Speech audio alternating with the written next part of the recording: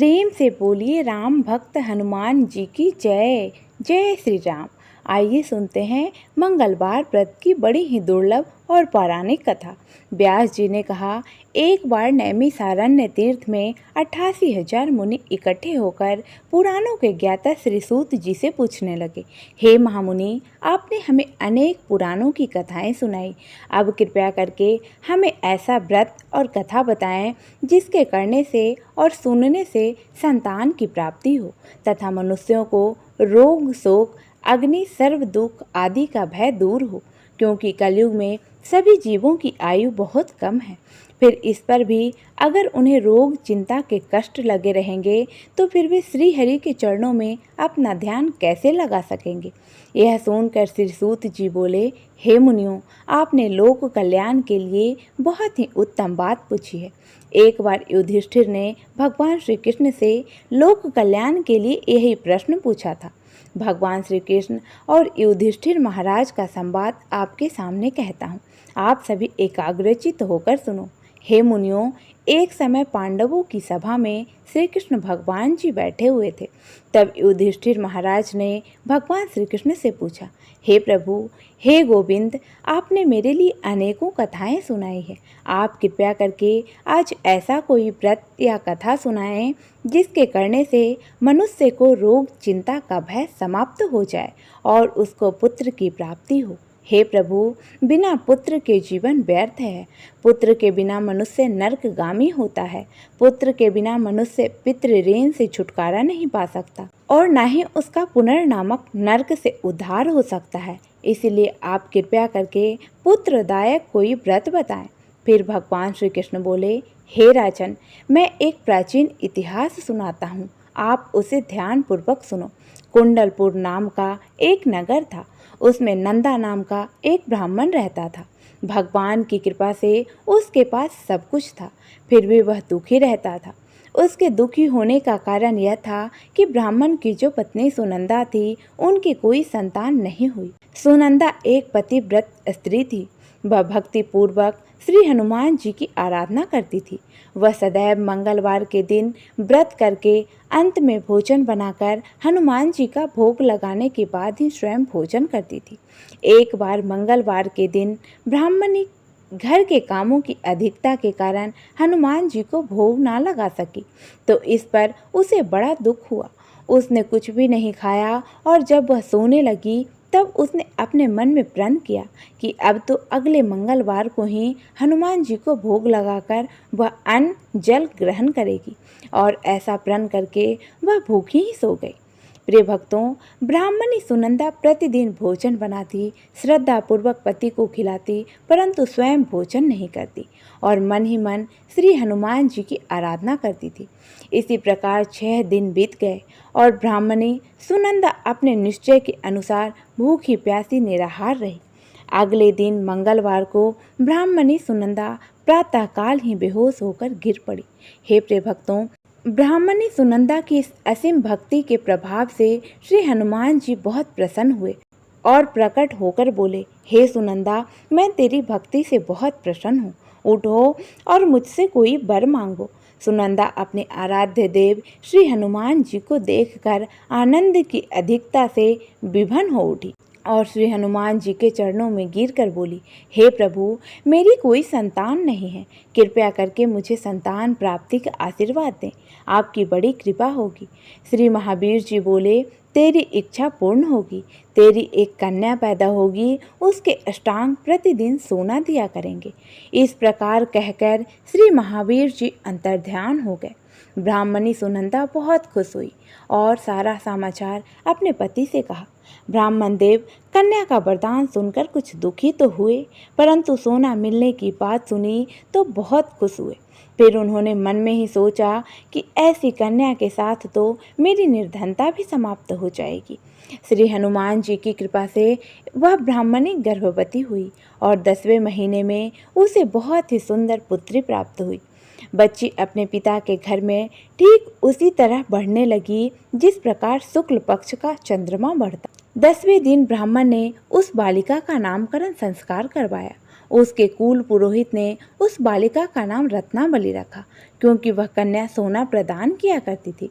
इस कन्या ने पूर्व जन्म में बड़े ही विधान से मंगल देव का व्रत किया था। रत्नावली का अष्टांग बहुत सा सोना देता था। उस सोने से नंदा ब्राह्मण बहुत ही धनवान हो गया। अब ब्राह्मणी भी बहुत अभिमान करने लगी थी। समय बीतता रहा। अब रत्नावली 10 वर्ष की हो चुकी थी।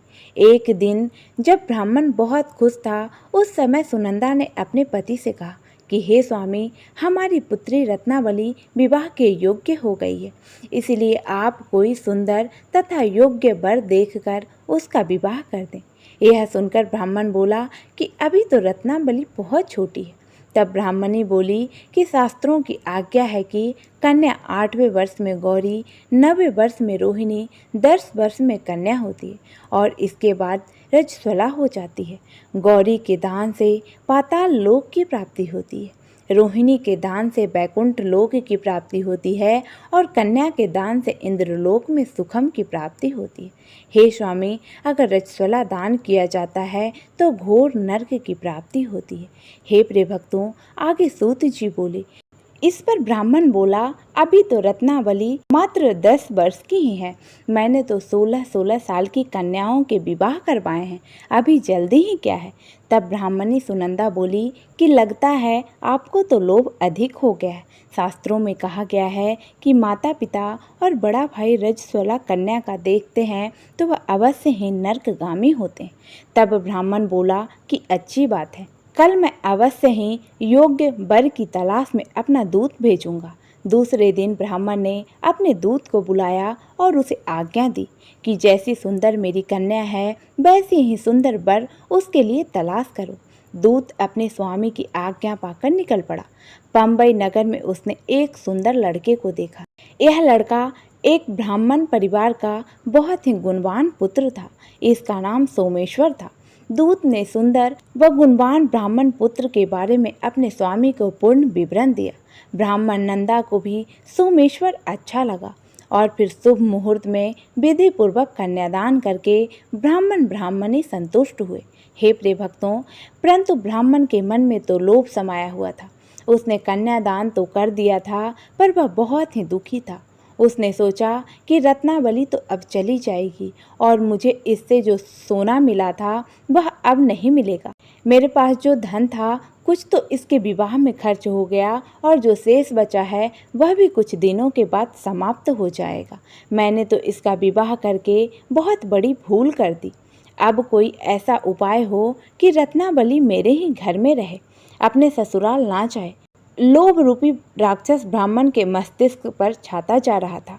रात भर अपनी सैया पर बेचैनी से करवटें बदलते बदलते उसने एक बहुत ही क्रूर निर्णय लिया।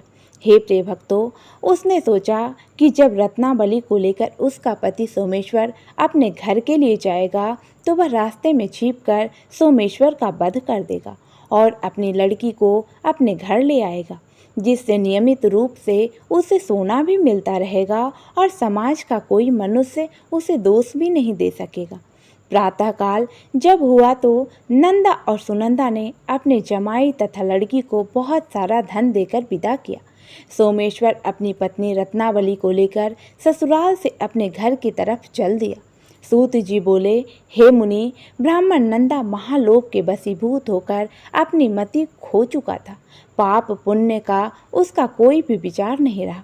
अपने भयानक व क्रूर निर्णय को कार्य रूप देने के लिए उसने अपने दूत को रास्ते में अपने जमाई का वध करने के लिए भेज दिया, ताकि रत्नावली से प्राप्त होने वाला सोना उसे हमेशा मिलता रहे और वह कभी निर्धन भी ना हो। ब्राह्मण के दूत ने अपने स्वामी की आज्ञा का पालन करते हुए उसके जमाई सोमेश्वर का रास्ते में ही वध कर दिया। समाचार प्राप्त करके ब्राह्मण नंदा रास्ते में पहुंचा और रोती हुई अपनी पुत्री रत्नावली से बोला, हे पुत्री, रास्ते में लुटेरों ने तेरे पति का वध कर दिया है। भगवान की इच्छा के आगे किसी का कोई वश नहीं चलता। अब तू घर चल, वहाँ पर ही रहकर शेष जीवन व्यतीत करना। जो भाग्य में लिखा है वही होता है। अपने पति की अकाल मृत्यु से रत्नावली बहुत दुखी हुई। करुण कुंदन वरुदन करते हुए अपने पिता से बोली, हे पिताजी, इस संसार में जिस स्त्री का पति नहीं है उसका जीना व्यर्थ है।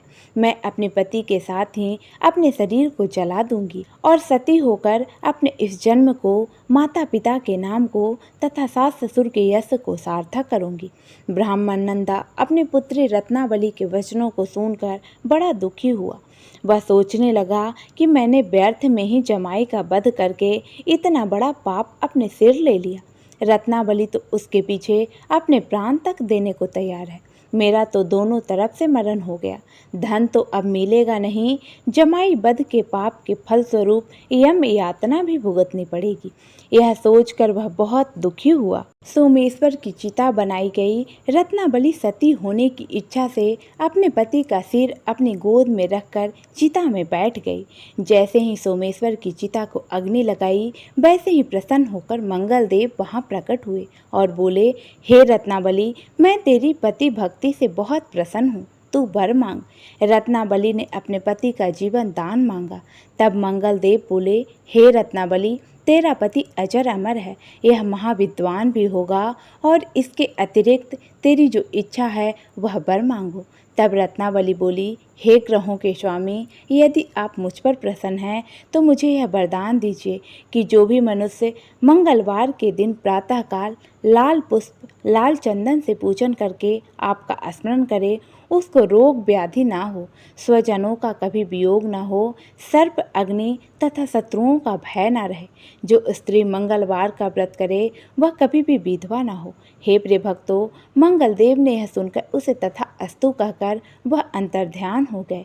सोमेश्वर मंगलदेव की कृपा से जीवित हो उठा। रत्नावली अपने पति को फिर से पाकर बहुत प्रसन्न हुई और मंगलदेव का व्रत प्रत्येक मंगलवार को करके व्रतराज और मंगलदेव की कृपा से इस लोक में सुख ऐश्वर्य को भोगते हुए अंत में अपने पति के साथ स्वर्गलोक को गए। प्रिय भक्तों, व्यास जी मुनियों से बोले कि इस प्रकार जो भी स्त्री पुरुष विधिवत मंगलवार का व्रत करते हैं, व्रत कथा सुनते हैं, हनुमान जी उनके सभी कष्ट दूर करके घर में धन संपत्ति का भंडार भर देते हैं। शरीर के सभी रक्त विकार के रोग भी नष्ट हो जाते हैं। तो सभी प्रेम से बोलिए, मंगलदेव भगवान की जय। जय श्री राम। हरे कृष्ण।